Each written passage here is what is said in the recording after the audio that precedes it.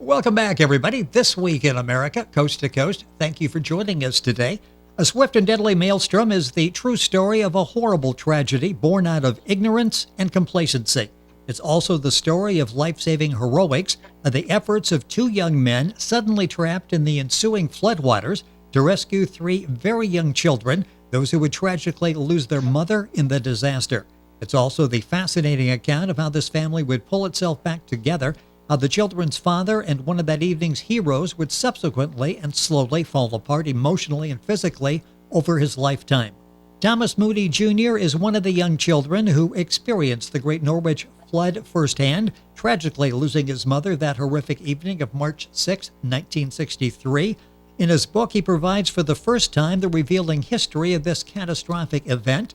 Today, a nuclear power plant supervisor living in Texas, Thomas Moody Jr., author of A Swift and Deadly Maelstrom, The Great Norwich Flood of 1963, A Survivor's Story, is back with us on This Week in America. Tom, welcome back to the program. It's great to have you back with us.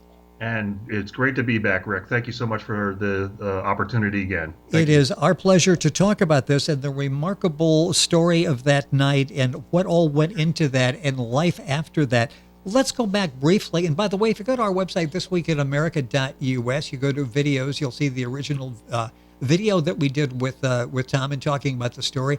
If you go to audio there, the podcast, you'll find the first interview. You can listen to that. But just setting the table for what happened, let's go back to March 6th of 1963.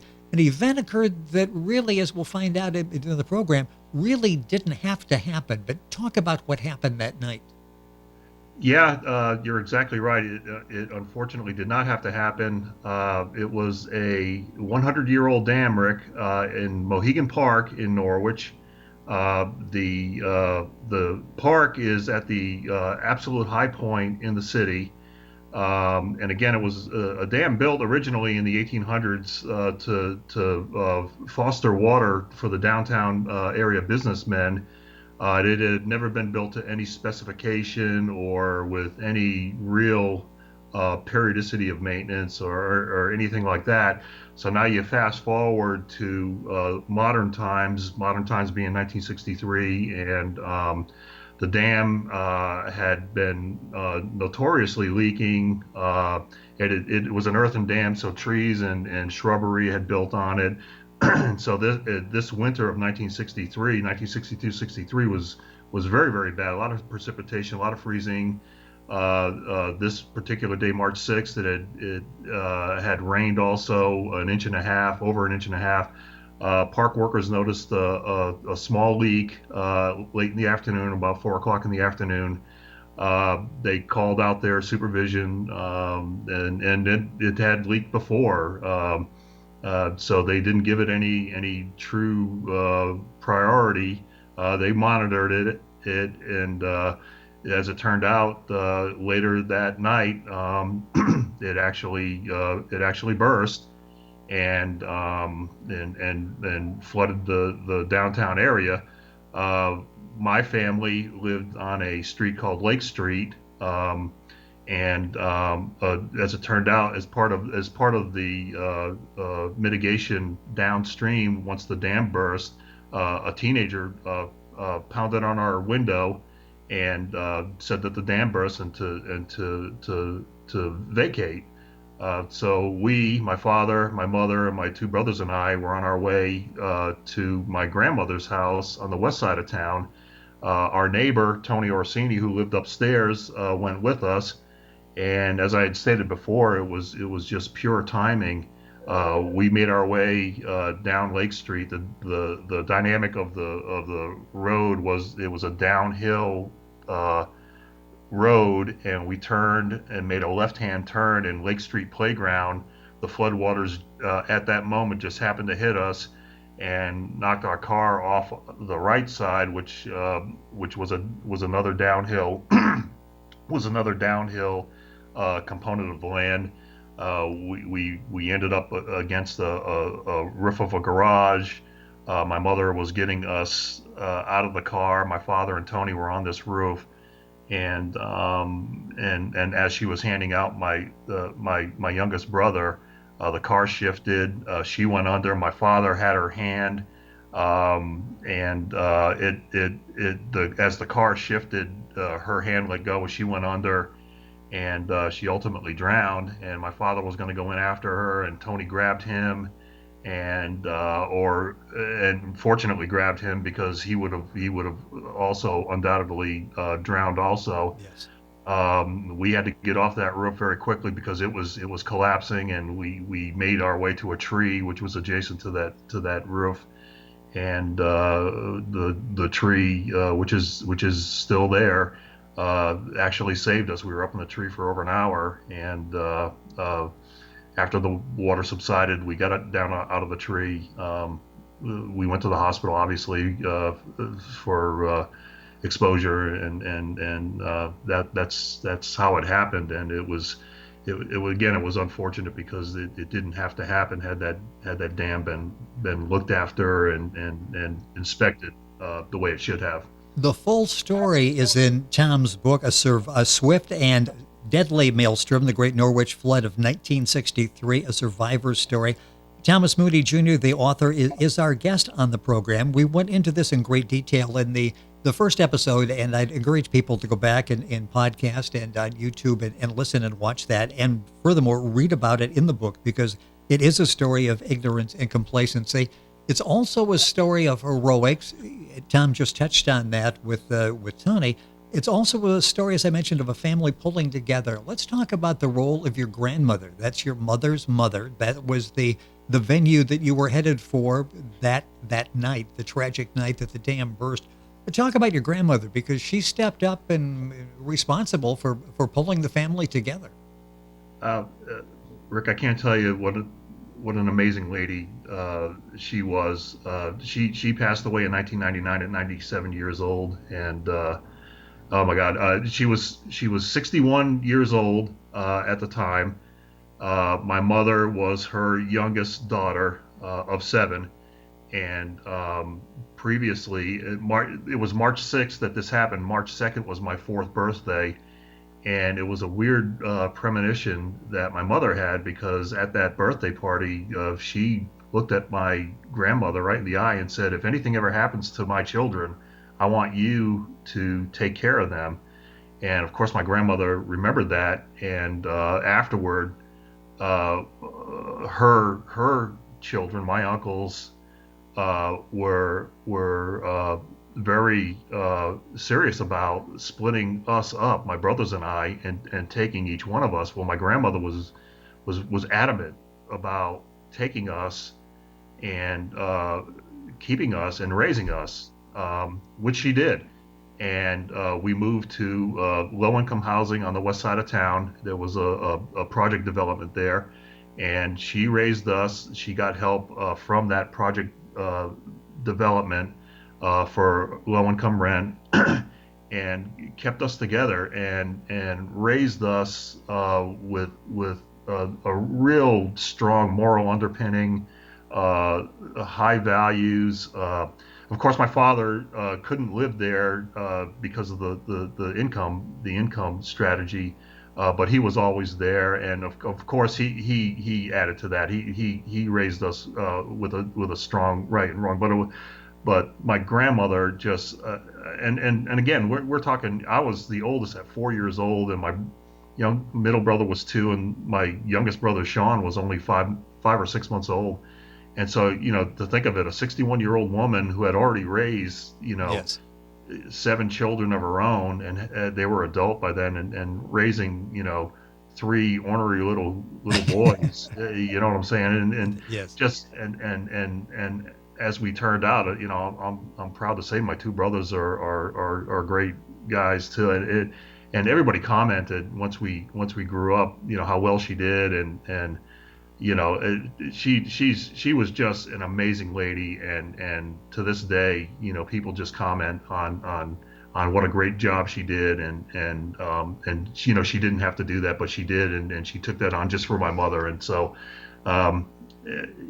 she is just marvelous, and I'm approaching that age now that she took over Yeah, can you three imagine kids. having three very Yeah, young children that all of a sudden, you're not planning, all of a sudden you have three young children move in with you?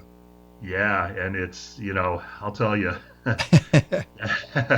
not a lot of people would do that. And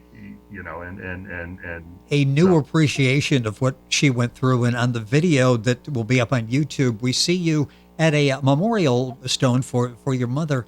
Talk about, you were very young at the time, but she had a tremendous impact on your life and continues to, doesn't she? yes, now the memorial was another thing. When I was doing the research for the book, that tree was always something. The area where she died, where my mom died, is incredibly still like it was in 1963. They repaired the area. There's a wall there, and that got washed away, obviously, but the area it got repaired, but it's still incredibly like it was in 1963 after the flood. So I was able to go there, obviously, and sort of connoiter where our car was, and where everything was. And I would always just stop and look at that tree and go and stand next to that tree. And I always wanted somehow, never thinking it could be done, to mark that tree historically. Uh, when I was doing my research, well, one time when I was doing a presentation for the National Historic or the National Dam Association in Providence, Rhode Island, one of the Norwich Historical Society women, a woman named Roberta Vincent, who was one of their agents, was there with us, and she took it upon herself to do that. She got the tree named as a Connecticut historical notable tree. It's a sugar maple tree, and with the help of Tony Orsini, who actually funded it, got a memorial mounted, not right next to the tree because the tree is still on private property, but on the road right next to it. And the memorial is there. We had a ceremony for it, and it's in a the area unfortunately has gone way downhill, and it's in a very sketchy area of town. And I was a little worried that the memorial wouldn't survive, Oh, yes. frankly, but it's still there. It seems to get a lot of respect, and every time I go back home to Norwich, Connecticut, we always go by there and take a picture and things of that nature. And I was so impressed with Roberta and Tony to do that, and it's amazing that is there forever to memorialize my mother, and I'm so proud of that. Thomas Moody Jr., our guest on the program, the author of the book A Swift and Deadly Maelstrom, the Great Norwich Flood of 1963, a survivor's story. Book's available at Amazon. If you go to our website, thisweekinamerica.us, you can link on directly and get information on the book and order the book there as well. A few minutes left in the program. What impact did this have on Norwich? You talked about the fact that this certainly by far is not a thriving community today. What impact did it have emotionally on this town? Um, yeah, Norwich today, especially the downtown area, I would not describe as a very thriving area. It the if you go to Norwich right now, it looks incredibly like it did. I described the area where the flood occurred, and it looks still incredibly like it did in 1963. Many of the buildings that were impacted by the flood are actually still there and in serious disrepair. The upper portion of the town where the flood impacted, uh, well, for that matter, the entire flood path looks incredibly like it did in 1963.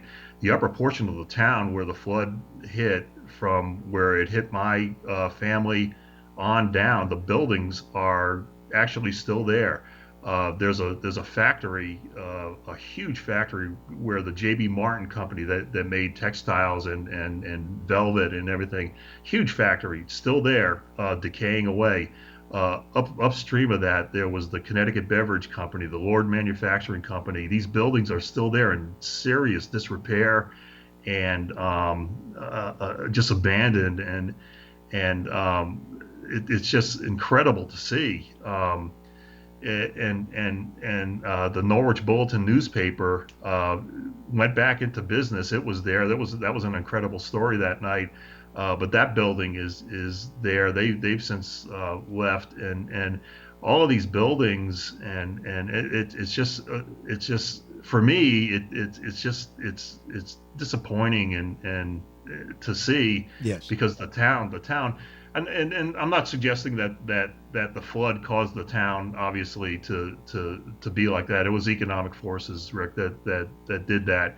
But it's just so disappointing to go back to Norwich and see all that and know that, especially for these buildings that are decaying and abandoned away, the flood had a major impact to it, and it's just very sorrowful to note that and know that this flood had such an impact on the town. And to say that it recovered, yeah, it did recover. However, the flood still to this day, in my opinion, has had such an impact on that town, and it's just, and that was one of the drivers for writing this book too, was to point that out, and to have that as a history for the people in that town, to understand what was part of the past for that community.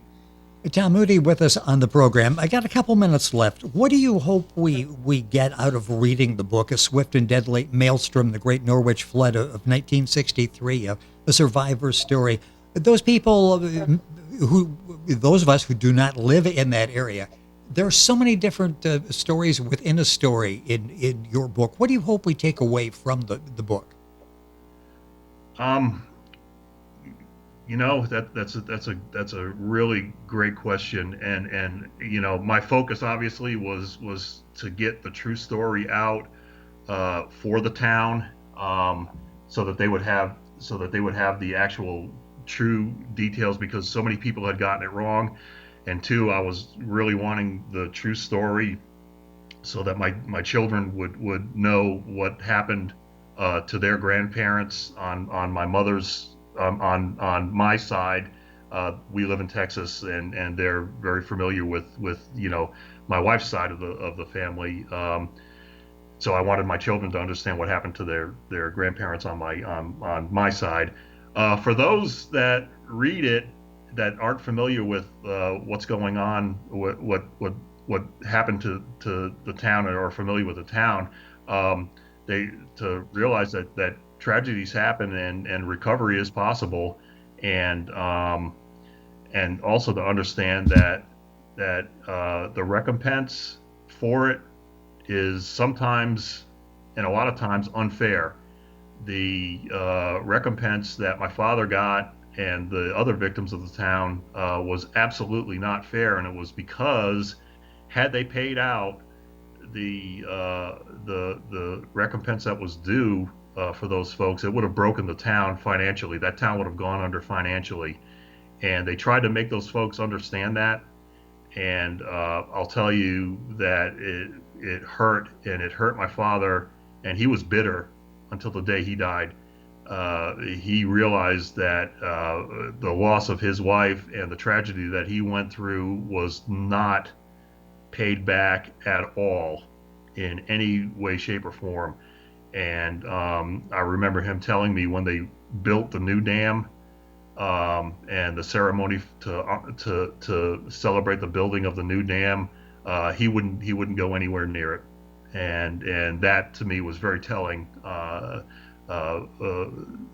emotionally. And Yes. for people reading this book, it's to understand that tragedies like this hurt, and they hurt for a long time, and it can happen to anybody. Well, you did a great job in capturing all aspects of the story. The book is A Swift and Deadly Maelstrom, the Great Norwich Flood of 1963, a survivor's story. Thomas Moody Jr. back with us on the program. Tom, it is always a pleasure. Thank you for spending some time with us once again. The book is available at Amazon. It is always a pleasure to have you here. Focused on letting your grandmother, a remarkable lady, and I thank you for sharing that story with all of us today. A remarkable lady that at age 61 took in 3 young Moody's and did an excellent job at raising all of you. Thank you for sharing that story. Oh man, thank you for having me back, Rick. And maybe my next book, if I can ever get it written, I'll be back again with We you. need to do that. Whatever it is, you've got an open invitation to come back. Tom Moody Jr. with us on the program. The book is Swift and Deadly Maelstrom, the Great Norwich Flood of 1963, a survivor's story. You'll find it at Amazon. Link on directly by going to our website, thisweekinamerica.us. Back after these messages.